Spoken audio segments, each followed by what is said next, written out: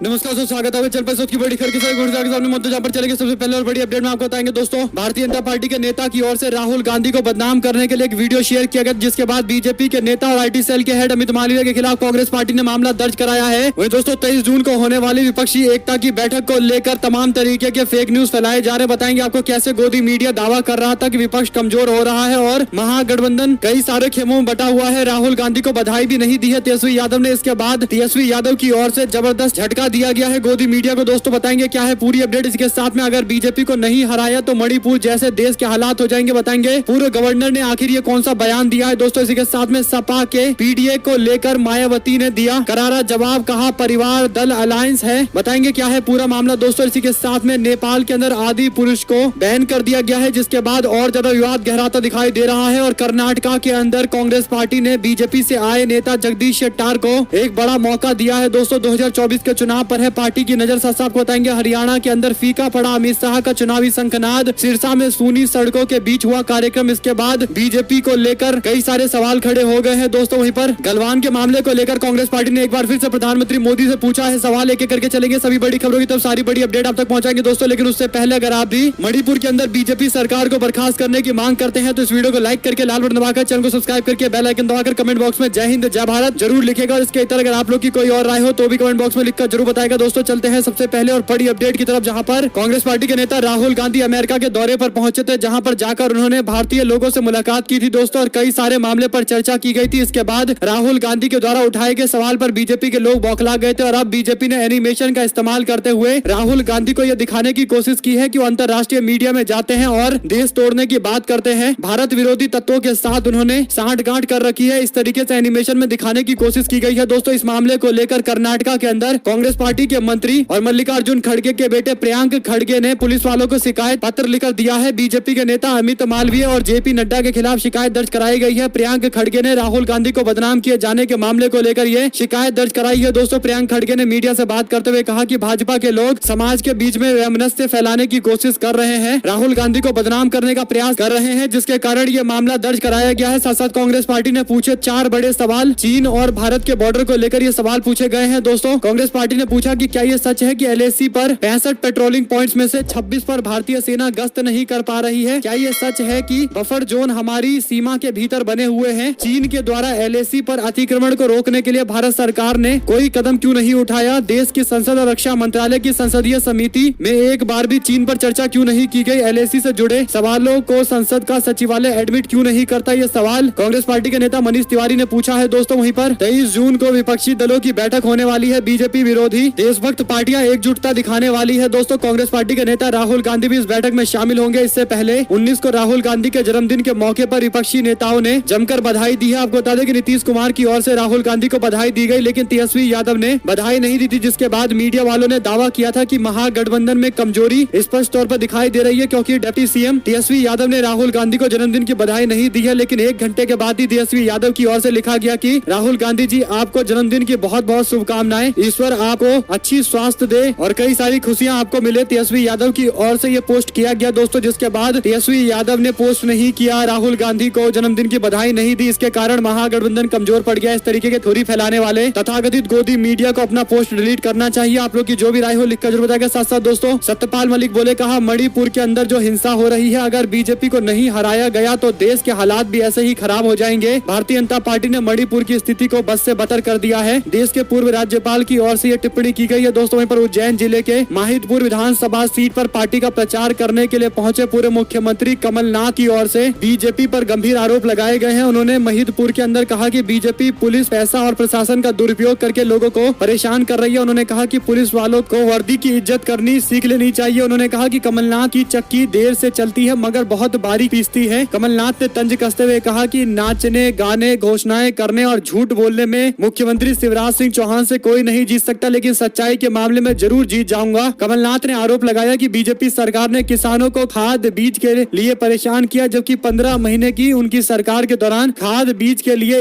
एक भी किसान परेशान नहीं हुआ। साथ साथ दोस्तों समाजवादी पार्टी ने कहा कि बीजेपी के एनडीए गठबंधन को इस बार पीडीए हराएगा, यानी पिछड़ा दलित और आदिवासी गठबंधन इस बार बीजेपी को शिकस्त देगा। मायावती को यह बात अच्छी नहीं लगी और उन्होंने अखिलेश यादव के पीडीए वाले बयान को लेकर प्रतिक्रिया देते हुए कहा कि पीडीए का वास्तविक अर्थ है परिवार दल अलायंस, जिससे स्वार्थ में यह पार्टी सीमित है, इसलिए इन वर्गों के लोग जरूर सावधान रहे। बता दें कि बीते दिनों एक चैनल से बात करते हुए सपा के अध्यक्ष अखिलेश यादव ने कहा था कि लोकसभा चुनाव 2024 में एनडीए को पीडीए हराएगा, जिस पर बसपा प्रमुख ने टिप्पणी करते हुए बात कही है। मायावती ने बिजली की स्थिति को लेकर भी निशाना साधा है, लेकिन अखिलेश यादव के पीडीए वाले बयान को लेकर जो मायावती की ओर से टिप्पणी की गई है दोस्तों, ये साफ तौर पर दिखाता है कि कहीं ना कहीं मायावती आज भी समाजवादी पार्टी को अपना कॉम्पिटिटर मानती है। भारतीय जनता पार्टी को लेकर वह इतनी आलोचना के मूड में दिखाई नहीं देती है जितना की समाजवादी पार्टी को लेकर आलोचना करती रहती है। आप लोग की जो भी राय हो लिखकर जरूर बताएगा। साथ साथ पश्चिम बंगाल पहुंची भारतीय जनता पार्टी की नेत्री मीनाक्षी लेखी ने दावा कर दिया कि पश्चिम बंगाल के हालात काफी ज्यादा खराब है। इसके बाद लोगों ने सोशल मीडिया पर मणिपुर को लेकर आई रिपोर्ट का हवाला देते हुए बीजेपी पर निशाना साधा है। दोस्तों, मणिपुर को लेकर ललन टॉप की एक रिपोर्ट में 13 जून की एक खबर है, जिसमें कहा गया कि उग्रवादी नेता ने दावा किया है कि हेमंत बिस्वा शर्मा और बीजेपी के नेता राम माधव से समझौता कर बीजेपी को चुनाव जितवाने के लिए उग्रवादी नेताओं ने बीजेपी के लिए काम किया है। इसी पोस्ट को शेयर करते हुए लोगों ने कहा कि पश्चिम बंगाल छोड़ो, ये बताओ मणिपुर के हालात कब काबू में आएंगे? कुछ शर्म बची है कि नहीं? मणिपुर जल रहा है। साथ साथ दोस्तों, नेपाल के अंदर आदि पुरुष को लेकर बड़ी नाराजगी। काठमांडू के बाद पोखरा के अंदर भी फिल्म को बैन कर दिया गया है। साथ साथ दोस्तों, फॉर्मर कर्नाटका के सीएम और भारतीय जनता पार्टी के पूर्व नेता और वर्तमान में कांग्रेस पार्टी के नेता जगदीश शेट्टार ने एमएलसी के तौर पर अपना नॉमिनेशन भर दिया है। आपको बता दें कि कांग्रेस पार्टी के राष्ट्रीय अध्यक्ष मल्लिकार्जुन खड़गे की ओर से जगदीश शेट्टार को एमएलसी पद के लिए उम्मीदवार बनाया गया है। कांग्रेस पार्टी ने स्पष्ट तौर पर लिंगायत समुदाय के लोगों को संदेश भेज दिया है कि वो किसी भी लिंगायत समुदाय के बड़े नेताओं को पीछे नहीं छोड़ सकती है। आपको बता दें कि जगदीश शेट्टार ने भारतीय जनता पार्टी छोड़कर कांग्रेस पार्टी ज्वाइन की थी और कांग्रेस पार्टी में आने के बाद वो विधानसभा का चुनाव हार गए थे, जिसके बाद कहा जा रहा था कि उनको मंत्री बनाया जाएगा, लेकिन अब पहले एमएलसी बनाया गया और हो सकता है कि मंत्री बनाया जाए और 2024 के चुनाव में उनको मैदान में उतारा जा सकता है। दोस्तों, कुल मिलाकर कांग्रेस पार्टी एक मजबूत रणनीति के तहत आगे बढ़ रही है और लिंगायत समुदाय को बड़ा मैसेज भेजा गया है। साथ साथ गीता प्रेस गोरखपुर को मोदी सरकार की ओर से गांधी पीस प्राइज दिया गया दोस्तों, जिसे लेकर अब विवाद शुरू हो गया है। आपको बता दें, गीता प्रेस गोरखपुर को साल 2021 का गांधी शांति पुरस्कार दिए जाने को लेकर कांग्रेस पार्टी के नेता जयराम रमेश की ओर से ट्वीट किया गया। उन्होंने कहा कि 2021 के लिए गांधी शांति पुरस्कार गीता प्रेस गोरखपुर को दिए जाने का निर्णय लिया गया है। गीता प्रेस इस साल अपनी शताब्दी मना रहा है। ये फैसला वास्तव में एक उपहास है। ये सावरकर और गोडसे को पुरस्कार देने जैसा है। जयराम रमेश की ओर से किए गए इस ट्वीट के बाद कई तरीके की प्रतिक्रियाएं सामने आ रही है। दोस्तों, आपको बता दें कि सूत्रों ने जानकारी दी है कि गीता प्रेस को गांधी शांति पुरस्कार के विरोध में जयराम रमेश के ट्वीट से कांग्रेस पार्टी के कुछ वरिष्ठ नेता सहमत नहीं है। कांग्रेस के एक वरिष्ठ नेता के मुताबिक गीता प्रेस को लेकर जयराम रमेश का जो बयान है वो काफी गैर जरूरी बयान है। ऐसा बयान नहीं दिया जाना चाहिए। हालांकि कांग्रेस पार्टी में इसे लेकर कोई औपचारिक ऐलान नहीं हुआ है कि वो इस तरीके के पुरस्कार का विरोध कर रहे हैं, समर्थन कर रहे हैं। साथ साथ दोस्तों, हरियाणा के एक छोर पर स्थित सिरसा में बीजेपी की कथित लोह पुरुष अमित शाह का स्वागत खाली सड़कों से किया गया है। लोग कहीं दूर दूर तक दिखाई नहीं दिए हैं। किसानों, सरपंचों और विरोधी दल के नेताओं के विरोध के खौफ के चलते काला कपड़ा और तमाम चीजों पर बैन लगाई गई है। दोस्तों, आपको बता दें कि सरपंचों और तमाम विरोधी दल के नेताओं को नजरबंद भी किया गया था। पसीना बहाते हजारों पुलिस कर्मियों का समूह देखने को मिला, लेकिन इसके बावजूद बीजेपी ने जितनी कुर्सियां लगाई थी वो बिल्कुल भी भरती हुई दिखाई नहीं दी। लोकसभा चुनाव से तकरीब 8 महीने पहले भारतीय जनता पार्टी हरियाणा में धमाकेदार चुनावी कैंपेन का आगाज करना चाह रही थी, लेकिन बीजेपी ने 18 तारीख को डेट तो चुन लिया था और सिरसा के अंदर प्रचार करने के लिए खुद अमित शाह पहुंचे थे, लेकिन बीजेपी कार्यकर्ताओं में कोई जोश नहीं देखने को मिल रहा था, जो साफ तौर पर इस पर संकेत दे रहा है कि हरियाणा के अंदर बीजेपी की स्थिति काफी डामाडोल है। साथ साथ दोस्तों, संजय राउत ने मनीषा कायंदे के शिवसेना गुट में शामिल होने को लेकर बयान जारी किया है। आपको बता दें कि मनीषा कायंदे ने उद्धव ठाकरे गुट से इस्तीफा देते हुए एकनाथ शिंदे गुट में शामिल होने का फैसला लिया है। दोस्तों, 2009 में बीजेपी से उन्होंने चुनाव लड़ा था। 2012 में शिवसेना उद्धव ठाकरे गुट में शामिल हो गई थी। उसके बाद अब एकनाथ शिंदे गुट में चली गई है, यानी शिवसेना उद्धव ठाकरे गुट को छोड़कर। इस पर संजय राउत ने प्रतिक्रिया देते हुए कहा कि कुछ लोग स्वार्थ के लिए पार्टी में शामिल हो जाते हैं और स्वार्थ के लिए ही पार्टी छोड़ देते हैं। उनके जाने से शिवसेना पर कोई फर्क नहीं पड़ेगा, शिवसेना को कोई सदमा नहीं लगा है। संजय राउत ने कहा कि हमने स्वार्थी लोगों की पहचान करने में गलती की है। संजय राउत ने कहा कि मैंने उन्हें कई बार कहा कि पिछले कई सालों में यह गलती हुई है। संजय राउत ने यह भी बताया कि आगे भी ध्यान रखा जाएगा। साथ साथ दोस्तों, नरेश टिकैत बोले, कहा शहरों के बदले जा रहे हैं नाम, भ्रमित हो रहे हैं युवा। बीजेपी पर लगाया आरोप। भारतीय किसान यूनियन के अध्यक्ष नरेश टिकैत ने बागपत में अपने कार्यकर्ताओं को संबोधित करते हुए बीजेपी के हिंदुत्व पर निशाना साधा है। टिकैत ने कहा कि बीजेपी के कई नेता ऐसे हैं जिनकी लड़कियां मुस्लिमों के यहाँ है। ये वे नेता हैं जो हिंदुत्व की बात करते हैं और मुसलमानों को उल्टा कहते हैं कि वे हमारे लड़कियों पर नजर डाल रहे हैं। इन्हें शर्म आनी चाहिए। उन्होंने बीजेपी का नाम लिए बिना ये कहा कि ऐसा कानून बनाओ कि बदमाशों को सरेआम फांसी दी जाए, उसका लाइव चलाया जाए, फिर देखो कैसे अपराध रुक जाते हैं। बीकेयू के अध्यक्ष नरेश टिकैत ने पत्रकारों से बात करते हुए कहा कि सभी मजहब अच्छे होते हैं, 35 करोड़ मुसलमान भी यही है, वो कहाँ जाएंगे। बीजेपी का नाम लिए बिना टिकैत ने कहा कि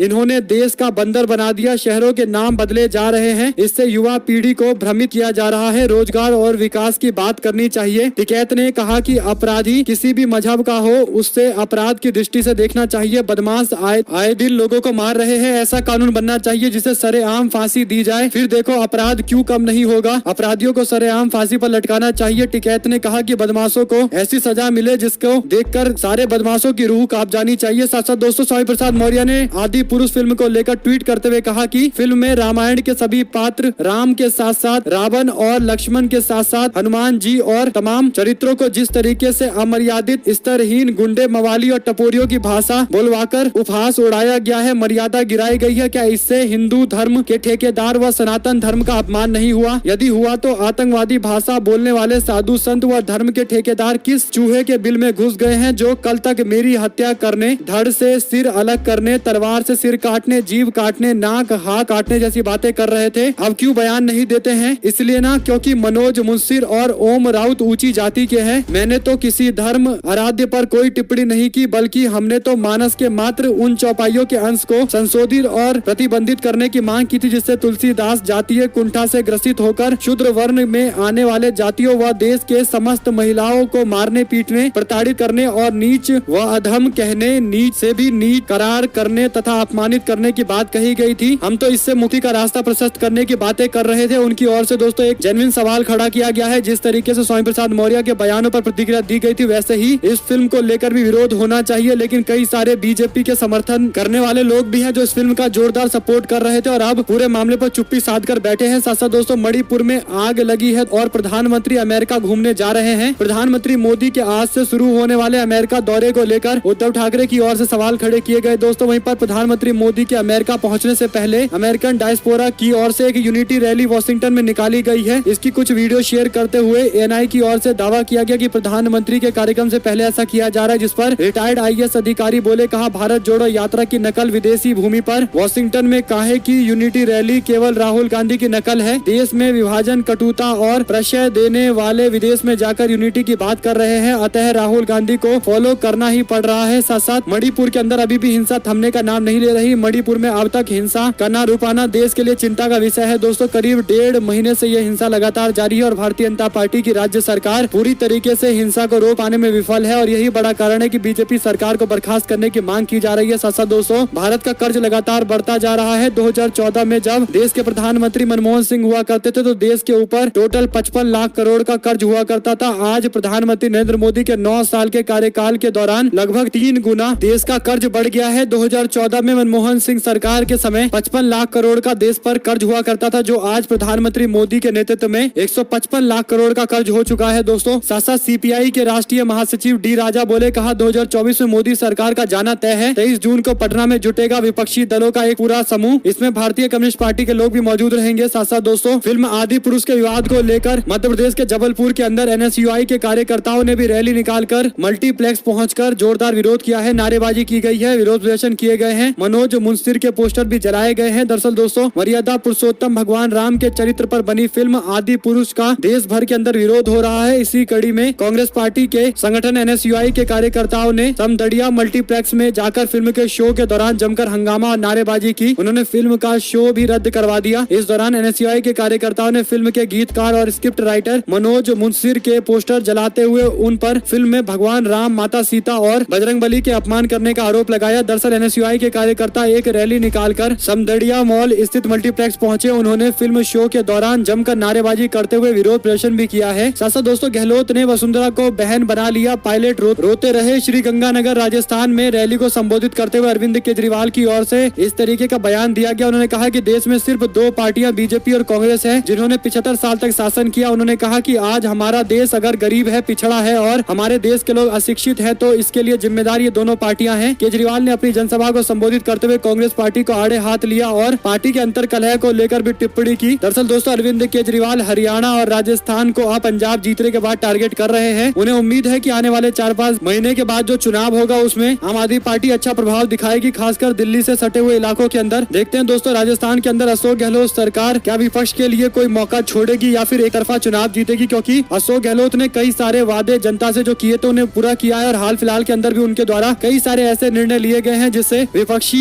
पूरी तरीके से बौखलाए हुए हैं। साथ साथ दोस्तों अमित शाह पहुंचे थे पंजाब, उन्होंने पंजाब में जाकर ड्रग्स का मुद्दा उठाया था। उन्होंने कहा था कि मोदी सरकार देश को नशा मुक्त करवाने के लिए लगातार प्रयास कर रही है। पंजाब के अंदर से नशे के कारोबार को उखाड़ फेंकने की दिशा में काम किया जा रहा है। नशे के विरुद्ध लड़ाई लड़ने के लिए अमृतसर में 1 महीने के अंदर एनसीबी का कार्यालय खुलेगा और कुछ समय में बीजेपी कार्यकर्ता हर गाँव में जाकर नशे के खिलाफ जन जागरण का कार्यक्रम करेंगे। यानी भारतीय जनता पार्टी पंजाब के अंदर आम आदमी पार्टी के सामने अपने आप को मुख्य विपक्षी दल दिखाने की कोशिश कर रही है। अमित शाह की ओर से पंजाब में जाकर ड्रग्स का मुद्दा उठाया गया है। दोस्तों इस पर आम आदमी पार्टी के नेता की ओर से ट्वीट करते हुए कहा गया कि आज अमित शाह ने पंजाब में नशा और कानून व्यवस्था पर कुछ बातें बोली है। शायद उनको जानकारी नहीं है कि पिछले 11 महीने में भगवत मान की सरकार ने 14,952 ड्रग्स तस्करों को अरेस्ट किया है और 1,135 केजी हेरोइन जब्त की गई है। पंजाब में बीजेपी के गठबंधन वाली पुरानी सरकारों ने जो गंदा मचा रखा था उस पर झाड़ू अच्छे से चल रही है। कुछ आंकड़े हैं, आप बीजेपी शासित मणिपुर को ही देख लीजिए। एक रिपोर्ट के मुताबिक मणिपुर में 15,400 एकड़ में अफीम की खेती होती है। मणिपुर में बीजेपी मुख्यमंत्री वीरेंद्र सिंह कहते हैं कि 1 लाख से ज्यादा मणिपुर का युवा नशे से बर्बाद है और चाहता है कि ड्रग्स की खेती लीगल हो। आज जो मणिपुर के हालात है उसके पीछे नशा एक बड़ा कारण है। राज्य और केंद्र सरकार मिलकर मणिपुर को संभाल नहीं पा रहे और गृह मंत्री चुनावी राज्य में प्रचार कर आम आदमी पार्टी पर झूठे आरोप लगाने में व्यस्त हैं। भाजपा कार्यकर्ताओं को पंजाब की जगह मणिपुर भेज देना चाहिए, एक बड़ा सवाल खड़ा किया गया है। दोस्तों मणिपुर के अंदर बीजेपी की सरकार है और जिस तरीके से ड्रग्स का बड़ा धंधा चल रहा है, अभी हो रही हिंसा के पीछे यह भी एक बड़ा कारण हो सकता है, क्योंकि हाल फिलहाल के अंदर कई सारे वीडियो मणिपुर से वायरल हुए थे जिसमें एडवांस वेपन्स लेकर कई सारे उग्रवादी घूम रहे थे। दोस्तों लोग सवाल भी पूछ रहे थे कि आखिर इतना एडवांस वेपन इनके पास आया कहां से। तो शायद अब जनता को जवाब मिलने लगा है कि भारतीय जनता पार्टी जिस राज्य में सरकार चला रही है मणिपुर के अंदर, वहां ड्रग्स का एक बड़ा कारोबार चल रहा है। बीजेपी सरकार पूरी तरीके से काबू करने में फेल हो गई है और यही बड़ा कारण है कि ड्रग्स के बाद हथियार के भी सप्लाई को स्पष्ट तौर पर देखा जा सकता है, जिसके कारण उग्रवादी स्थिति को लगातार खराब करते जा रहे हैं और राज्य की बीजेपी सरकार स्थिति को कंट्रोल करने में फेल होती जा रही है। साथ साथ दोस्तों महागठबंधन की 23 जून को होने वाली बड़ी बैठक से पहले हिंदुस्तान अवाम मोर्चा ने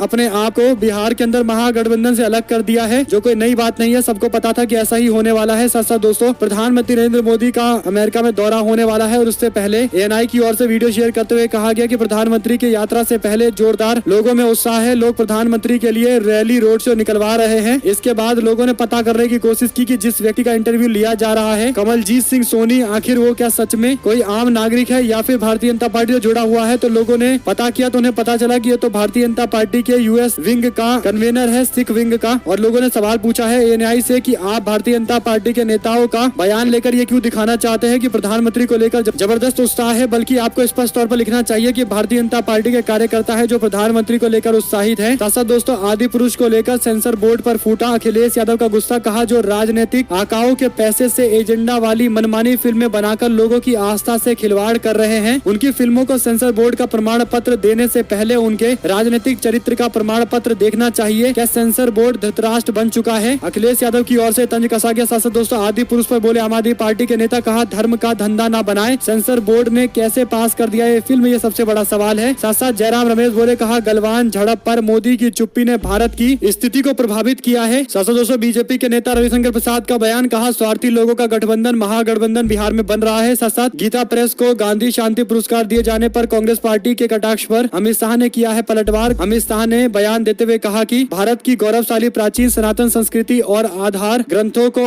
आज सुलभता से पढ़ा जा सकता है, तो इसमें गीता प्रेस का अतुल्य योगदान है और इसीलिए उन्हें शांति पुरस्कार दिया जा रहा है। कांग्रेस पार्टी के लोग इस पर भी राजनीति कर रहे हैं। साथ साथ दोस्तों आदि पुरुष के लेखक मनोज मुंसिर को मुंबई पुलिस ने सुरक्षा दे दी है, उन्होंने सुरक्षा की मांग की थी। आदि पुरुष फिल्म के डायलॉग लिखने वाले मुंसिर को लेकर हिंदुवादी संगठन के लोग काफी नाराज हैं और उसके बाद सुरक्षा दी गई है। दोस्तों साथ साथ मुस्लिम नेता को टिकट नहीं दिए जाने से जुड़े ऑडियो विवाद के सामने आने पर नरोत्तम मिश्रा की ओर से बयान आया है। विधानसभा चुनाव में मुस्लिम समाज के नेता को टिकट न दिए जाने के कथित ऑडियो वायरल होने के बाद अब बयान आया है। दरअसल दोस्तों उज्जैन के कांग्रेस शहर के अध्यक्ष रवि भदौरिया का कथित तौर पर एक ऑडियो वायरल हुआ है, जिसमें कांग्रेस पार्टी के नेता नूर खान अथवा मुस्लिम समाज के किसी भी नेता को आगामी विधानसभा चुनाव में टिकट नहीं दिए जाने की बात कही जा रही है। इस मुद्दे को लेकर भारतीय जनता पार्टी के नेता और गृह मंत्री नरोत्तम मिश्रा ने कांग्रेस पर निशाना साधते हुए कहा कि प्रियंका गांधी लड़की हूँ लड़ सकती हूँ का नारा दे रही है, लेकिन कांग्रेस ने बेटियों के साथ क्या किया है ये लोग देख रहे हैं। इस बात की उन्हें चिंता करनी चाहिए। उज्जैन की कांग्रेस नेता के साथ गलत तो नहीं हो रहा है, इस बात का ध्यान रखना चाहिए। साथ साथ दोस्तों देवेंद्र फडणवीस और एकनाथ शिंदे सरकार ने बीएमसी के अंदर करप्शन की जांच को लेकर एसआईटी का गठन किया है, जो जानकारी दी जा रही है। और हो सकता है कि उद्धव ठाकरे परिवार के खिलाफ एक बार फिर से बड़ी कार्रवाई की जाए। ऐसे में अगर आप लोग को ये खबर अच्छी लगी हो तो इस वीडियो को लाइक करके लाल बटन दबाकर चैनल को सब्सक्राइब करके बेल आइकन दबाकर कमेंट बॉक्स में जय हिंद जय भारत जो लिखेगा। जुड़े दोस्तों का बहुत बहुत धन्यवाद। देख रहे थे आप अपना चैनल जय हिंद जय भारत वंदे मातरम।